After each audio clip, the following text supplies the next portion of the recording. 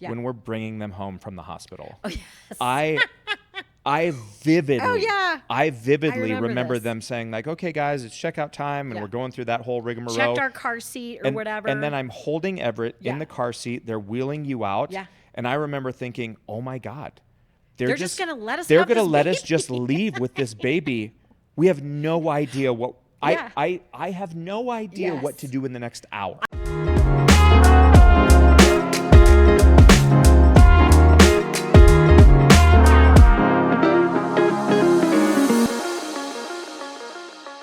Welcome to this week's episode of Teaching Keating. Hello. Hi, Momo. It's great.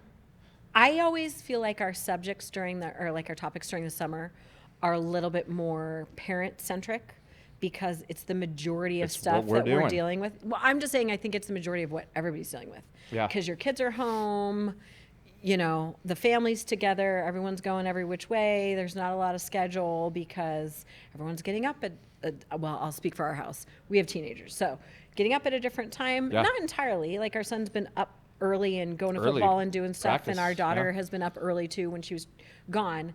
But everybody's been doing their own thing, and so it's hard to schedule. It's just hard to schedule, period. Yeah. And I also think when it's hard to schedule, it's harder to align in terms of like, are we checking in with the kids enough? Are we doing what needs to be done? So I think, it makes me laugh like during our summer topics because I'm like, it's all parenting. Yeah, it's like, but this one's not super school-centric. No, it's not, but it's the majority of family life stuff. It's what we're all doing right now. Yeah, educators who are home during the summer, like we're parenting, and this is the thing. This topic actually comes to us from our pal, Averly. Yay, Averly, making the podcast again. She actually requested this topic, and I think it's a great topic. She didn't request it. She just said, hey, you guys, I've been catching up. And we saw her for dinner and her husband and their new baby, and so she was like, baby Claire, who's the cutest. She is really cute. So cute. Yeah. I'm not one of those people that thinks every baby is cute. That's a cute baby. That's a cute baby. That is a cute baby. She's darling. But anyway, all the things that nobody tells you before you start to align and before like you get married and you have an idea. We're talking about what nobody tells you when you become parents and how it impacts your relationship. We had a lot of that. Yeah, because this isn't a thing I don't think is talked about enough because you go through that part of your life as a couple where you're dating and then you get married and it's like group of two. Yes. And then all of a sudden like babies come and then you invite people into that relationship. Yes. And I don't think we talk enough about like, hey, how does this, like, obviously it impacts your day to day. And we all know that, right? Like, it's that old commercial, like, having a baby changes everything. Yes, logistically it does, but it also changes your relationship. It just dramatically. It shifts the dynamic completely. Dramatically. Because you can't anticipate what you don't know, and then you're in it, and then you haven't really planned for it because nobody talked to you about it. It's just, and every couple is different. I mean, do you know, this is an interesting question, I think anyway, do you know couples who are great as a couple but not great as parents? Or like the family life transition was difficult? Yes, I'm not naming names. Yeah, nobody is. But do I know couples that like they were awesome as couples and then like parenting hit and it shifted in a really negative way. Not only how they parent, but also the relationship with the two of them. Yes. I think we both have friends like that in different parts of our lives, I think. If you don't have friends like that, you might be those people. I don't know. I don't necessarily think that. I think it's difficult for every couple.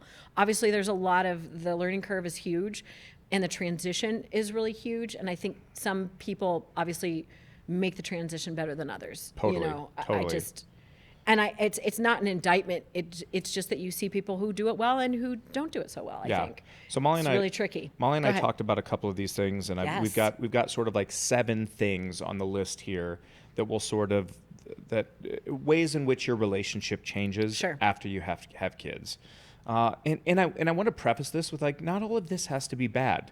Right. Like change does not equal worse. Change just equals different. Right. And so like the number one thing that changes the minute you have babies is like, you're going to fight about the dumbest stuff. The dumbest stuff. And there's a number of reasons for that. Like number one, you're super tired. Yes. And so like irritability is going to increase really dramatically. And then number two, like your world like when you're just a couple walking through the world, like it's very, like your vision's wide. Right. And then all of a sudden, like your children are born and it narrows Yes and no. I do think, like, I'm trying to think of like the things that like we struggled with, or I really struggled. I think both of us, I'll just speak for myself. I really struggled with like the lack of freedom, which was like, you know, we were on complete lockdown, and I know every couple who enters into parenting, there's a transition part of like some of that. Some people go extreme lockdown. Some people don't do any structure or lockdown. They just take their kids everywhere. Early. We took our kids everywhere. We did take our kids everywhere, but we had a schedule. Like some people don't do schedule, don't do structure, don't do like their baby, they're coming, you know, like the best advice they're fine, no bedtimes, no nothing. The best advice we ever got was like, hey, don't fit yourself into your new baby's life. Right. Like, make sure your child fits into your life, your schedule, the things that you want to do. So like if you want to be able to go on vacation, take your kids. You want to go to a restaurant, go to a restaurant, take your kids. Like teach them how to be a part of your life as opposed to like, okay, life as we know it just stopped. But we talked about that a lot. So like here's another one of the things that like I think people as a couple don't necessarily do, which is like kids are on the table, they're not on the table, whatever variation of family life you feel like you're going to get or amount of kids. Like we were really specific and had talked about that, mostly because we were forced to talk about it because I've said this in the past in the Catholic Church, they make you take a test and you have to really be specific about, they ask you a lot of really tough questions that maybe have never come up in your marriage or in your dating life, and they really have you go through it to be thorough and make sure they hit all the topics. So we had talked about that. I think maybe we didn't agree on the number of kids, but I mean, nobody should agree on the number of kids until they show up. So like, that's not a thing. I don't know, but we weren't open. It wasn't like you were like 1 and I was like 7, you know, like we were relatively aligned with stuff like that. So we were aligned. And even when we did have our first baby, you know, and ours was relatively quickly, you know, like we had a quick courtship, we got married, we had a baby, you know, there was too much happening all at once. We didn't have tons of time to think about it, but we at least did have the conversations. Yes. So I think having the conversations is helpful. I think it can be really just totally disruptive if you don't have any conversations and then you're immediately thrown into that, which you'd think that people would, but I don't think they do. No. I don't know. Because you don't know what you don't know. Sure. So you're a Twitter page and you're like, sure, I want to be a parent. You can have all these conversations, but you have no idea what's coming down the pipeline. That's probably true. That's probably for your benefit. Yes. Yes. That's you know, nature's way of like being a little bit merciful towards you, and like, because if you knew everything, nobody would sign up for it. Because it's great. It's rough though. But sometimes like other parents give people who aren't parents yet this bullshit story like, oh, it's so magical, it's wonderful, and then the kids are born. It's like, gotcha. I also, like it's super hard. You're never gonna sleep again. Sure. Like no. Like it's both of those things. I also think it's equal parts wonderful, yeah, and the hardest thing you're ever going to do if you do it right. And we have talked about this in the past. It's just seasons. It's not for forever. So I remember getting advice when I was expecting with Everett, just that like, sure, you think you're not going to sleep, but really that's only like the first 3 to 6 months. Yeah. So like if you think like what you're doing right now and what you're doing like 3 to 6 months ago, it's not that long of a time, you know? And we lucked out. We didn't have colicky babies, but we know friends that did, and that makes it trickier. I mean, Super that's tough. not fun, and they're crying, you know, a lot of that. And every kid is going to be different. So you can't, it's not a one size fits all, but there are some good general things that make it just like a little bit more manageable. So like that piece of advice was really good for me of like, it's not forever. You're literally between like a 3 and 6 month, maybe 9 month window if it's really rough, you know? But then they're eating full food or whole food, and then they're walking, and then they're babbling, and then they're, you know, or they're not in that order. Maybe somebody, if you have a really advanced kid, but you know, it moves so quickly. It doesn't last so long that you're so, you know, just completely, I don't know, just that you're entrenched in it for forever. It seems like that. The days are long and the years are short. You always hear that when your kids are really little. I think that's probably true for anyone who's a parent forever. Yeah. I don't think it stops when they're little. But that was helpful advice for me. Totally. Yes. Here's number 2. Okay. When you have kids, you transition from partners to teammates, and at times adversaries. Oh, yeah. Agree? I mean, I think you and I always had a lot of team language to begin with. So. Yeah. So that wasn't like a really rough.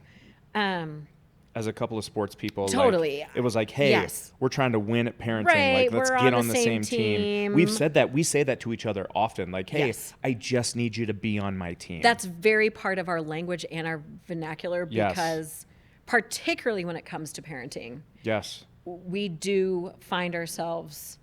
Because the thing that nobody tells you is like the adversary part. Well, I was going to say, you're not adversarial, but we are both oldest children. We do have very differing opinions. You're going to have massively differing opinions for how different parts of child rearing should go. I'll take the one that pops into my brain. Great. So like sleep training our children. Yes. I was of the cry it out school. Yes. Like, hey, we got to let these kids cry it out because they got to learn how to sleep in their bed because I'm not going to have them at the bassinet at the base of our bed for the next 2 years. Yeah, but you tried that like when they were born, the first 2 weeks out of the womb. So that for me, I was like, that's not going to happen. But I need them to be full so they sleep longer. Yes, but that was a moment where you're like, hey, I need to get up and feed him. And I'm just like literally putting my hand on you like, no, like I have got the timer. Like we're letting it, like giving it 15 minutes. Like, let's see if he goes back to bed. Yeah, but then he was hungry. Yes, of course. But I'm just saying, like, that's a place you gotta figure it out. That's a place where we were adversaries. Yes. And it's just like, okay, we got to come to a place where we can be teammates on this. Yes. And we can have something you're comfortable with and I'm comfortable with that doesn't require either of us to completely abandon like what we think is right. Because because when push comes to shove, neither of you have a fucking clue what's right. No, you don't. And round 2 was much easier. Yes, way easier. Granted, because I had a different job and it was a little bit more accessible. But also you had the experience of having baby number 1. Yeah. And we had him...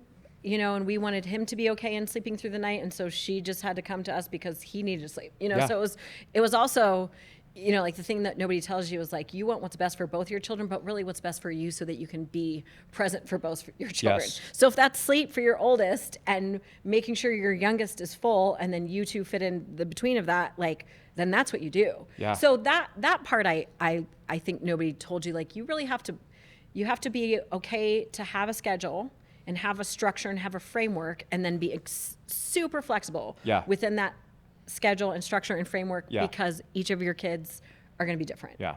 And that will be true for their whole lives, right? They're different human beings. Forever. Yeah. They have different DNA. So that's important. What else? Third thing that nobody tells you. Okay. Oh, these are really good. And if our children are listening to this, like, no, you just skip ahead.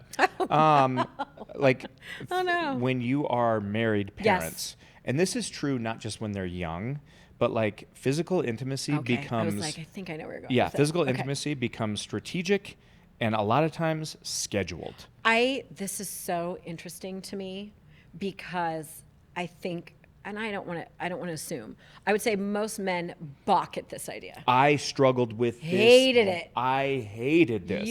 I wanted it to be I don't want to even say hated past tense still. It might be a working, you've come to center more because of the need. It's certainly not my preference. No. I would love for it to be spontaneous, but I also recognize, like, and this is good, like, for whether you're new parents or not, like, if you have children living in your house and you're counting on physical intimacy to be completely spontaneous, like a gentleman, I'm not even trying to laugh. Hey, I was like, that's not a thing. Hey, you're going to be waiting for a long time and you're going to be super disappointed because there's children in your house. We just had to have so many conversations.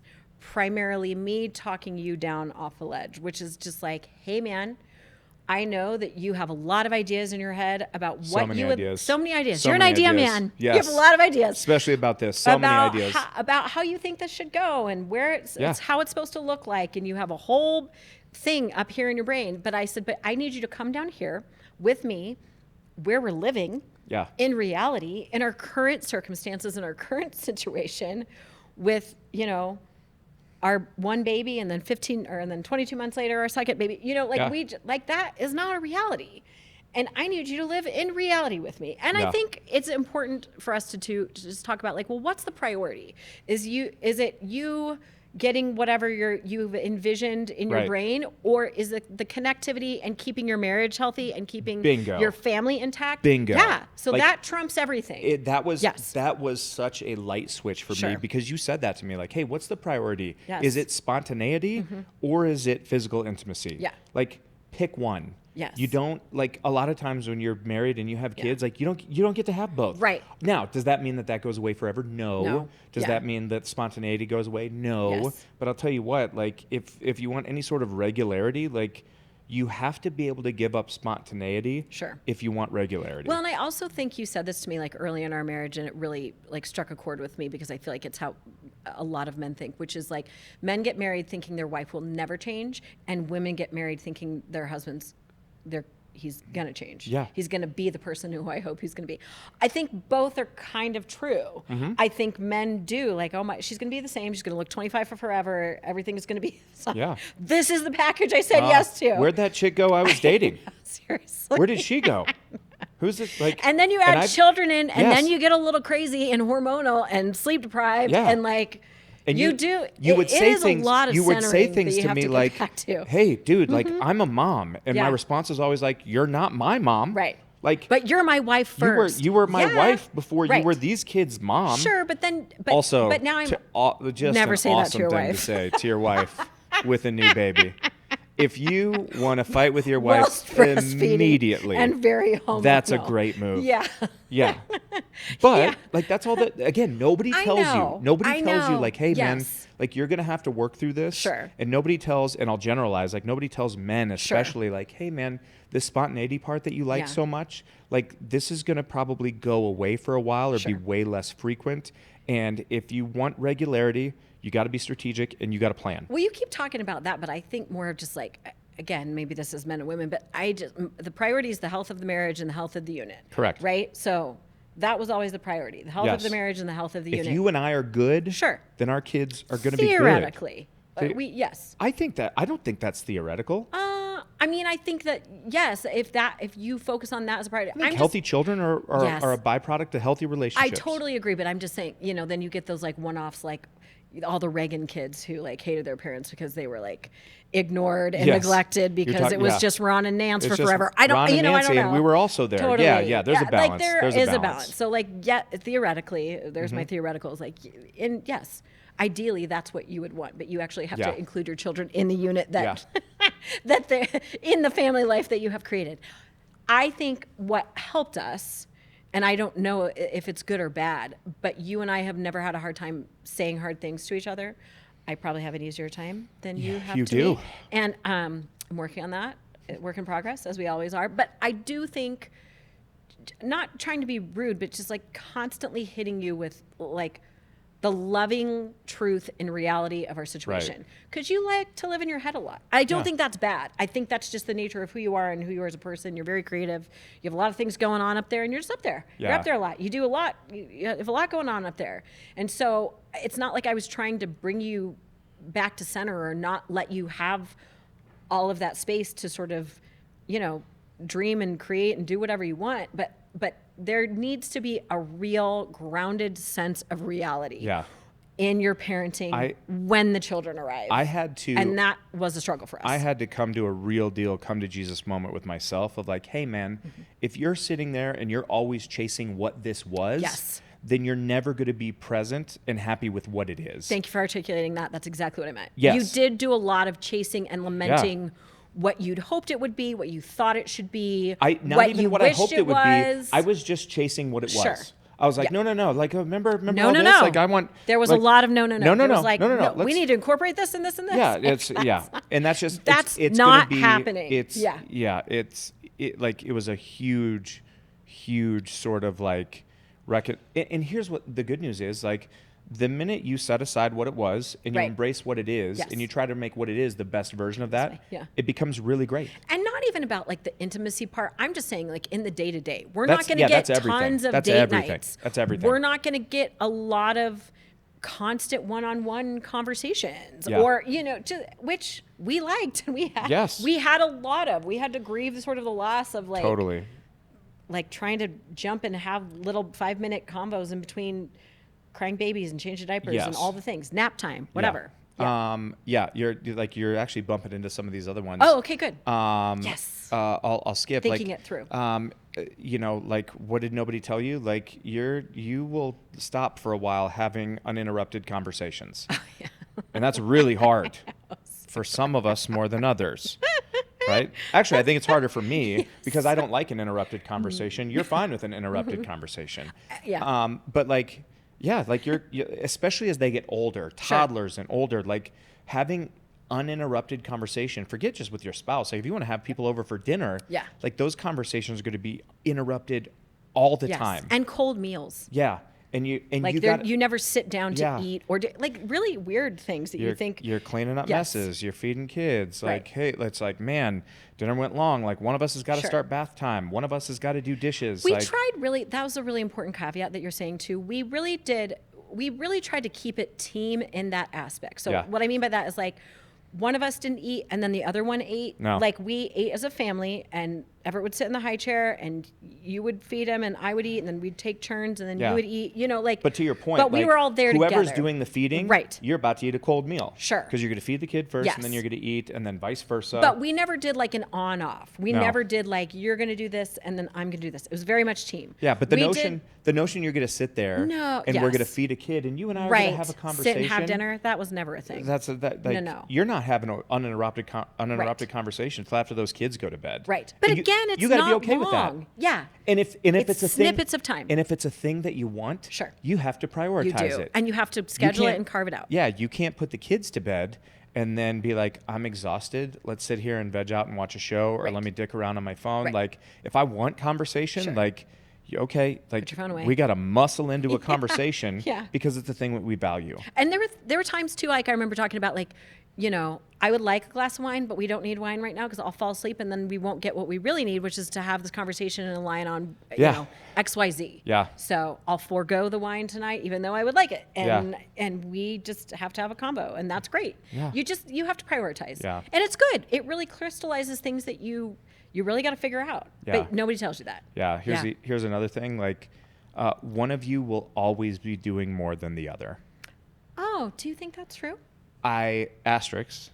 Okay. So like one of you will always be doing more than the other, like when it comes to like raising and parenting the kids. So like there were times when I was doing more in terms of like, because I was home with Everett for a while. Like I was a stay-at-home dad. I worked from home and and so like I was doing a lot of the parenting stuff and you were working, and then it flipped where like you're home with the kids, you're doing a lot more of the parenting, and I'm out working. And if you try to make every part of this sort of like an even 50-50 split, you're going to have nothing but resentment. Right. You got to be okay with like, hey, one of you is always going to be doing more parenting than the other, and then that's going to flip it should flip-flop back and forth. Yes. And there can't be any resentment about that. It's just the nature of partnership. And I also think nobody tells you before you have kids, like, your parenting is going to be different. You're going to do a lot of what your parents did, whether you want to or not, because that's just what you're. 100%. That's what you're given. 100%. That's your only schema, and so whether you're about it or not, like you can really work hard to root things out, and you can to a certain extent. Sure. But it's not all going to go away all the time. I wish I didn't yell. I don't really yell at my kids, but I still yell. I'm not. I don't love it, but I do it. Yeah. I have done my best to root it out more towards the children. You still take some of those lashes. I still take some hits. You take some of those lashes here and there. I don't love it. I've scaled back. It's not completely gone. Do I wish it was? Probably. Yeah. Is it ever going to be? I don't know. Yeah. I'm going to keep working on it. But like stuff like that you just sort of have to let go of, that like if you think you're going to be a completely different human being, you're not, because you don't have anything else to draw from except what you were given, good or bad. So like that's just going to show up, and you have to be okay for that to show up where it shows up. And if you don't like it, work hard to get it out of there. And if you do like it, keep it. That stuff is important. But I also think, just aligning. You think you're going to have like one conversation before the baby's born, and then like that's the conversation. Yeah. All you ever do is have constant conversations. It's constant every recalibration. day. Yes. Constant. About, okay, now they're 3 months. Now what are we doing here? Now they're 6 months. What are we doing here? And I mean, but that's daily. Like you're constantly realigning about like, okay, what are we going to do? Discipline is the thing we talked about, because we were forced to, like the way that we were disciplined, the way we wanted discipline, the way that we, I mean, we're educators too. Yeah. We did timeouts. It worked. It worked for one kid better than the other. Yeah. And it's fine. But like we talked about that, and that I think for both of us was a place of like, ooh, I don't know what feels good or doesn't feel good. I've seen it go both ways. I've seen kids who have zero boundaries and zero discipline, and they don't seem to turn out super well. I've seen kids who were sort of like over hardcore, like intense, constant boundaries. But you better get on the same page, because if one of you is like, hey, I'm spanking, and the other one is like, no way. No boundaries or no discipline at all. And then that happens before a conversation. Like, dude, you better talk about that. It gets really dicey. Yes. So there are things, I'm just saying, and it doesn't mean it's one and done, but there are things that, like, as they age, you can constantly realign on. Yeah. So it's not like we had the discipline conversation immediately, because we didn't. They were babies. Yeah. But we had it at some point, like, probably time out. Yeah. You know, like we just did, because it comes up. I could count the number of times, like, we'd have to give our kids a swat on the butt on 2 hands. Yes. Yeah. But I do remember at the ped, like, I don't know it was maybe Everett's 3-year or 4-year, and she asked pointedly, what happens when you get in trouble? And he was like, swat on the bum. And I was like, oh, he said spanked butt. No, he didn't. Yes, Were he we did. both in there? Yes, he did. Oh did. my gosh, it makes it even worse. She's like, hey, what happens when you get in trouble? Okay. And he goes, spanked butt. Just dynamite parenting. And I was is like, my face great. Right yeah. now. Sorry, we're children of the 80s. But then no problem. But then she did follow up. She was like, did. She was like, okay, what else happens? He's like, time out. Yes. Yes. And she was actually so lovely and like, okay, non-judgmental at all, Yeah. and was just like, hey, just so you know, that kind of fades out. Yeah. And like as they age, really time out, you know, and removal of just like things that they want tends to work a little bit better. So whatever. I mean, I think maybe like twice. I don't actually think I ever spanked Everett once. Like, I don't think I did I would ever. watch you like give our kids a swat on the bum, and It I was just like, legit, that's not even a consequence. That's a good job. It was equal to sort of the butt pats that you give your players when they're doing great things. I was like, oh, you telling Everett good game? Because that's what it looks like. Here's a lot of good games. There's a lot of good games. Here's another thing nobody tells you. Funny. And I felt this way, and maybe this is more like men feeling this way about their wives. Oh, like, I can't wait to tell me what you're going to say. Like, you're gonna miss each other even when you're in the same room. Oh, that's true for both. But you feel isolated. That's for sure. Yes. Okay. There's some isolation that happens. And also for men, it's like, hey, I miss, and this, let me just talk this through real quick. Okay. So like I found myself sitting in the same rooms, like, oh, I miss the kids are everywhere. There's shit everywhere. It feels like chaos. Is there shit everywhere in our house? No, mean there's stuff. When they're little. Okay. Like all the toys and the stuff that comes with the stuff that comes with like toddlers. Okay, yes. No, I don't mean actual shit. I just mean like all their toys and all the stuff that comes with babies. And it's just like, I remember sitting there thinking like, man, I really miss my wife. Mm-hmm. And that was a 2-parter. Like, number 1, like, I miss just hanging out with you. But then number 2 is like, oh, I miss who my wife was before she was also the mother of my children. Yeah. And this is a big one, especially for guys. Like, hey man, like there's active work of falling in love again with who your wife is when she is also the mother of your children. Yeah. Because she's different. She's different. Agreed, but you make the assumption that you're the only person that misses that person. I also miss that person. I know. Like all the time. Yeah. And I would say that too. I would be like, remember when I wasn't an egg? Remember when I was super fun? It's like, I think we saw it in a movie. So I don't know, like This Is 40 or something, but Leslie Mann has a whole monologue about like, I used to be fun. Yeah. I want to go see Spider-Man. I don't, sure. Yeah. But like, I was great at one point. Yeah. Like, you don't think I don't remember her? Because I do, and she was awesome. Like, what happened to her? And we've talked about this in the past. I also missed like parts of me that are like, oh, she was really fun. Yeah. But also, we've she was pretty selfish too. So I like the part that kind of got to transform. And then you both have to fall in love with the new version of who you are.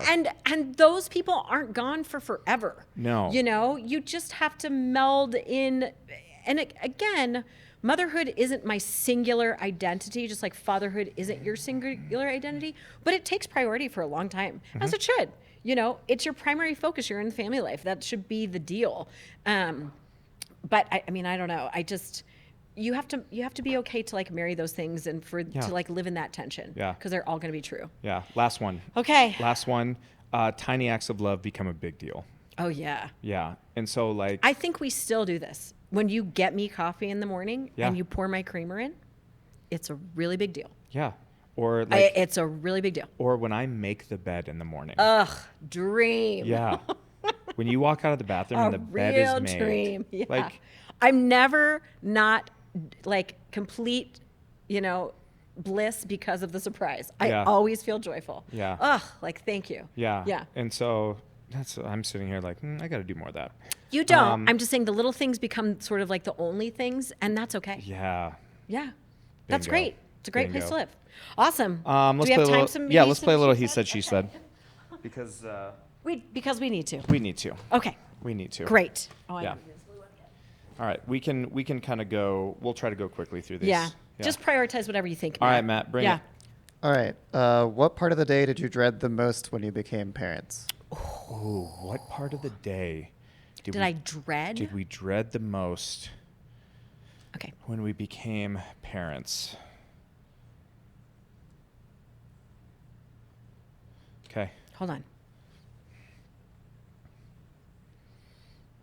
Molly's listing every part of the No, day. I'm not. Yeah. Okay.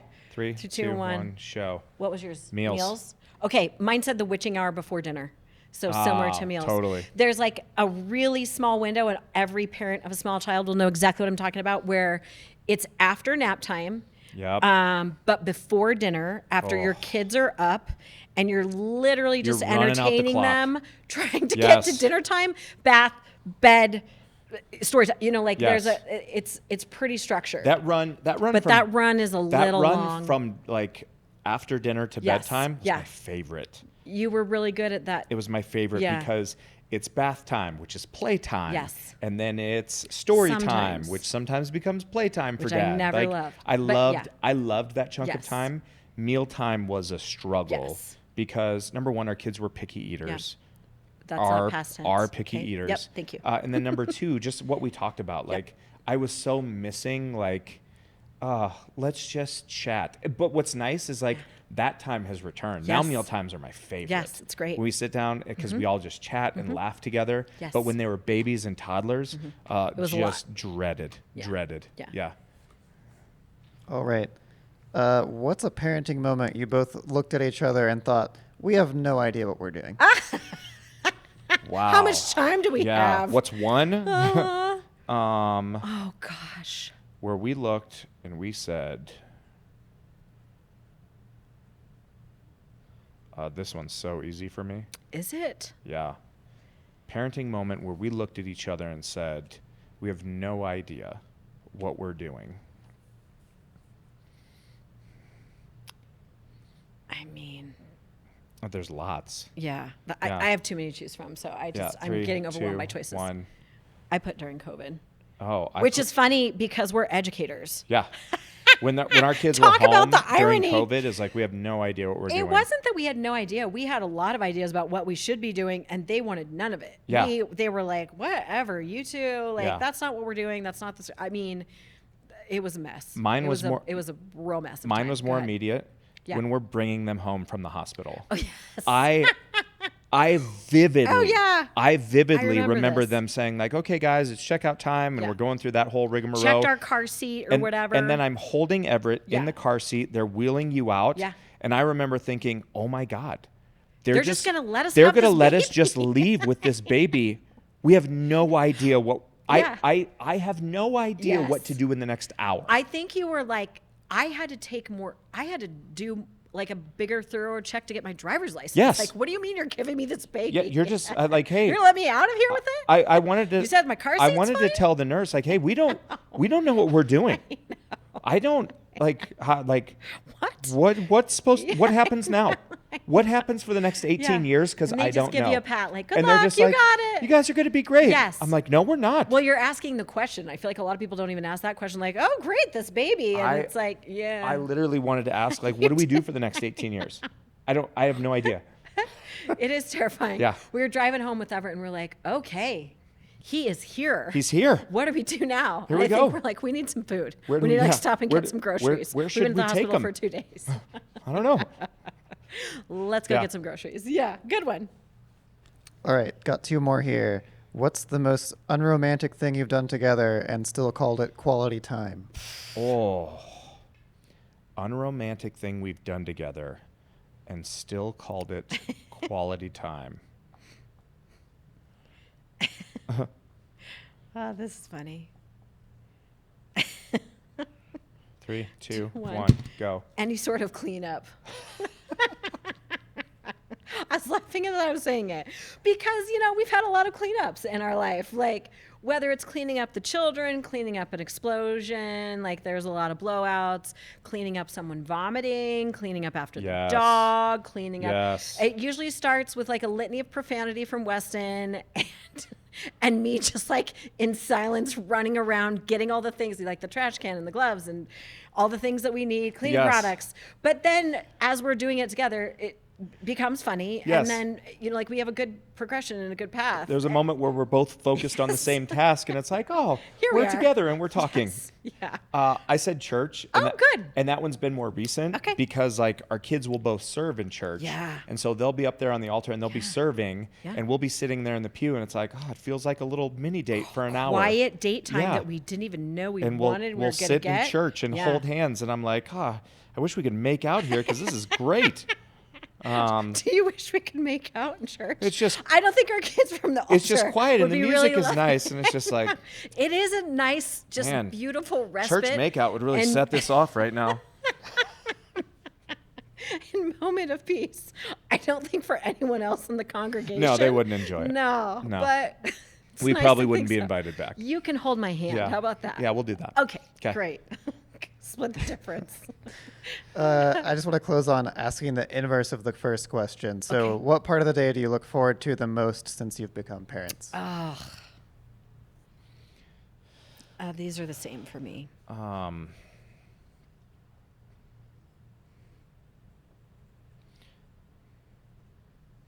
of the day we look forward to the most? 3, 2, 1. What are yours? Bedtime. You wrote bedtime. I wrote morning and bedtime. Yeah. Especially as they've gotten older. When they were little, I would like that they would come down. Oh, I can't get too emotional about this.